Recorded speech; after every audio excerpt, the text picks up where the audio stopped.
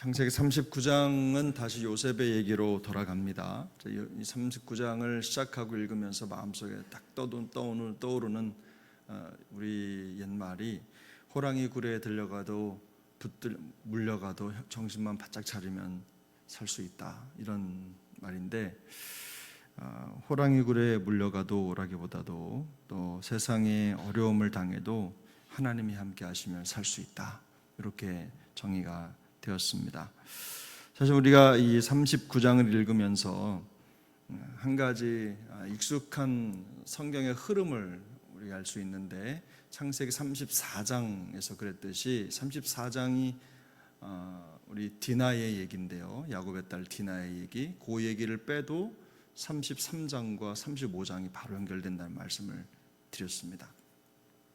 우리가 어제까지 봤던 38장도 그렇습니다. 38장을 빼도 37장과 39장이 바로 연결이 됩니다. 하나님이 이끌어 가시는 구원의 역사 속에 그런 참혹한 시간들을 사이사이에 두어서 하나님께서 우리에게 전달하고자 하시는 선명한 메시지를 깨닫게 하는 성경의 구조를 우리가 볼 수가 있는데, 37장 마지막 절에서 요셉은 미디안 사람들에 의해서 끌려가죠. 그리고 요셉의 군대 장관 보디발의 집에 팔립니다. 근데 오늘 우리가 읽은 39장에서도 요셉이 애굽에 내려가서 바로의 신하 친위대장 애굽 사람 보디발의 집에 팔려갔다는, 그가 그를 샀다는 내용으로부터 시작을 하죠. 시작의 내용은 사실 요셉에게는 절망적인 순간입니다. 요셉으로 노예로 팔려가고 또 한 집에 이제 감옥 같은 삶을 시작하게 된 것입니다. 그런데 2장부터 대반전이 일어나죠. 하나님께서 요셉과 함께 하심으로 요셉에게 놀라운 일이 벌어지는 것이죠. 하나님이 요셉과 함께 하셨다. 이게 오늘 본문의 큰 틀이죠. 보디발의 집에 노예로 있었지만 하나님이 요셉을 형통하게 하셨다. 이게 사실 오늘 본문의 핵심입니다. 그래서 단연 두드러지게 드러나는 내용이 바로 그겁니다. 하나님이 함께 하셔서 요셉이 형통한 자가 되었다. 요셉 자신만 형통한 것이 아니라 다른 사람, 그가 거하고 있는 그 집의 보디발과 또 그 집의 모든 소유에 복이 흐르게 하는 그런 복의 통로가 되었다. 또 세상 사람들이 인정하는 사람이 되었을 뿐만 아니라 또 세상 사람들을 인정하는 사람이 되고 그들에게 축복의 통로가 되었다. 이게 요셉의 인생의 큰 그림을 보여주는 하나의 복선이라고 할 수가 있는 겁니다. 그래서 앞으로 요셉의 인생이 이와 같이 펼쳐지죠. 그의 존재 자체가 존재하는 그 국가의 나라, 또 함께하는 사람들에게 큰 축복이 되는 것입니다. 이런 요셉의 삶에 우리에게 주는 교훈이 있습니다. 사실은 그런 겁니다. 고난이라고 하는 환경이지만, 어렵고 힘든 상황 속에서도, 그런 환경 가운데서도 우리가 다른 것보다도 하나님이 충만한 그런 임재의 환경 속에 거하는 게 우리에게는 살 길이라는 겁니다. 그게 제일 중요하다는 거죠. 요셉의 성공은 우리가 알고 있는 대로 그의 능력치에 따라서 얻을 수 있는 것이 아니었습니다.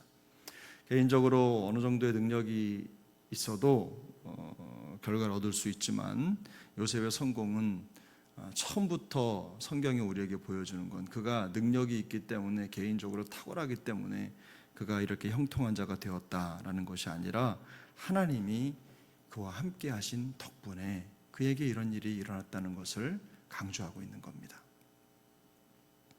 그래서 이런 모습이 모든 사람에게 복이 되도록 부르신 아브라함의 언약이 이 요셉이라고 하는 한 사람을 통해서 계속해서 이루어지고 있다는 것을 알려주는 거죠.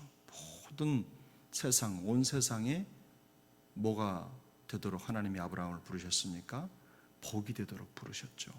그래서 이 요셉이 바로 그 진정한 하나님의 언약의 성취의 과정을 보여주는 아주 중요한 인물이다라는 것을 우리가 알 수 있습니다.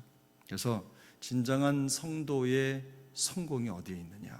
그것은 그 사람의 소유나 어떤 환경이나 상황이 아니라 하나님이 함께 하시는 것, 또 하나님이 함께 하심에 성도의 성공이 있다라는 것을 보여주는 것입니다. 아주 좋은 예죠. 우리가 살다 보면 다른 사람에게 좋은 영향을 미치는 것 참 중요합니다.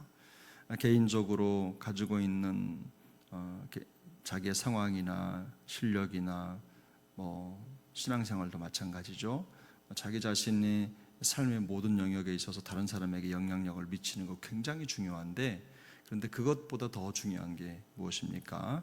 우리가 이런 일들이 하나님이 우리와 함께 하실 때 일어나는 것. 그래서 그것이 진정한 영향력이 되려면 하나님이 우리의 삶에 함께 계셔야 된다. 아이들에게 요즘에 아이들이 성경도 잘 보지 않고 세상에 다른 것에 많이 빠져 있잖아요. 그래서 제가 자주 하는 말이 그런 말입니다. 우리가 하는 노력 좋다, 열심히 노력하고 최선을 다하는 거 우리에게 있어서 의무고 그 선을 벗어나면 안 된다. 인간으로서 인간이 해야 될 노력, 최선이라고 하는 건 항상 어디에 가나 가장 좋은 은사고 무기고 장기다. 그런데 그것만으로 사람이 성공할 수 있는 게 아니라 거기에 반드시 있어야 되는 게 있는데, 그게 바로 하나님이 우리에게 부어주시는 영적인 알파다. 그게 하나님이 함께 하시는 거다. 하나님이 우리의 길과 우리의 계획과 우리의 도전에 함께 하셔야 우리의 인생이 제대로 빛을 발할 수 있다. 이런 이야기를 많이 합니다. 가정도 그렇습니다. 가정도, 환경도, 사역도 우리가 노력해서 우리의 힘으로 어느 정도까지는 이룰 수 있다 손치더라도 그 이상, 또 한계 넘어 우리가 가지고 있는 인간적인 상황과 한계를 넘어갈 수 있는 비결은 우리와 함께 계시는 하나님, 그 하나님 때문이라는 것을 우리가 깨달아야 된다는 것입니다. 요셉이 형통한 자가 되었다라는 말의 의미가 바로 그거죠. 그가 살아가는 인생이, 자기의 인생이 자기 자신만을 위한 것이 아니라 더 많은 사람들에게 하나님이 그와 함께 하시는 사람이라는 그것을 알게 하고, 또 하나님의 복이 그를 통해서 그와 함께하는 사람들에게 흘러가고 있다는 것.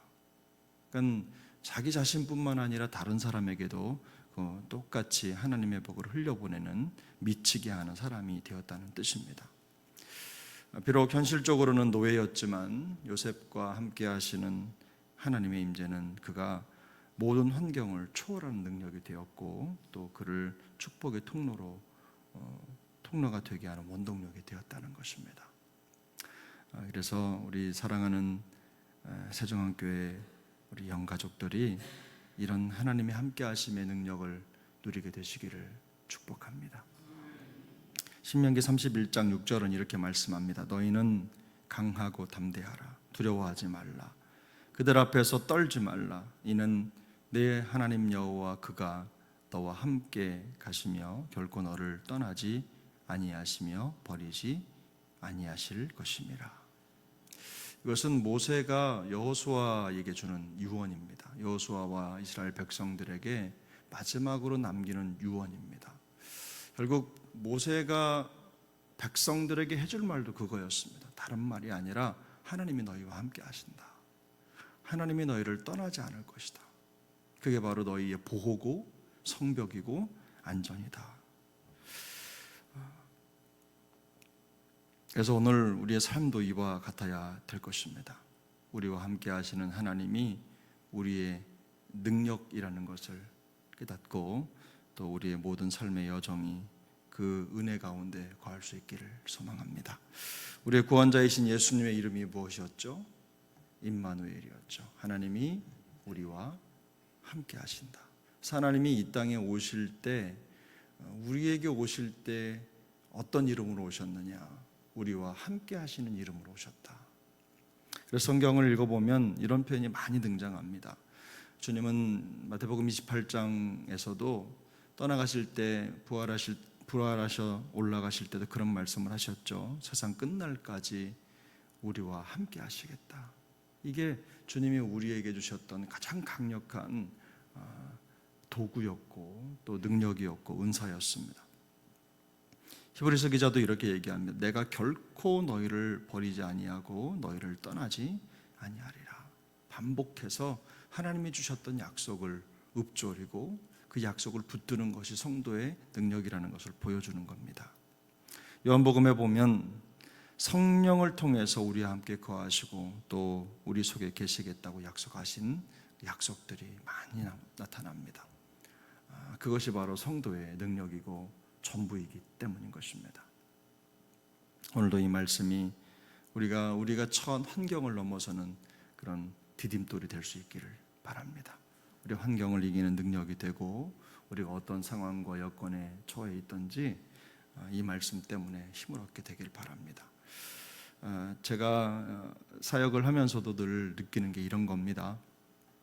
환경과 상황을 이렇게 대하면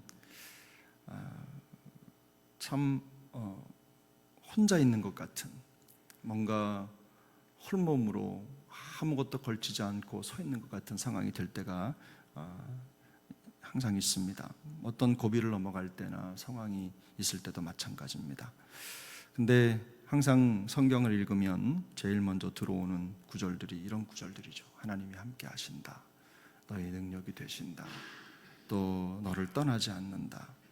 사실은 사역을 하는 목적도 또 우리가 성도로서의 삶을 살아가는 그 중심의 핵심도 우리의 모든 삶의 여정도 이것 때문에 있는 건데, 이것을 지키고 보존하고 또 다른 사람에게 보여주고 들려주는 것인데, 이것을 제일 중요한 이것을 놓칠 때가 간혹 있습니다. 그러나 성도는 기억하기를 하나님이 함께 계실 때 가장 안전하다. 이걸 느낄 때 진정한 평안을 얻을 수 있다. 그러나 사실을 꼭 기억하시고 오늘도 주님과 함께 동행하며 주님이 우리와 함께 계시다는 사실 때문에 마음의 평안을 얻고 힘을 얻는 우리 모두가 될 수 있기를 예수님의 이름으로 축복합니다.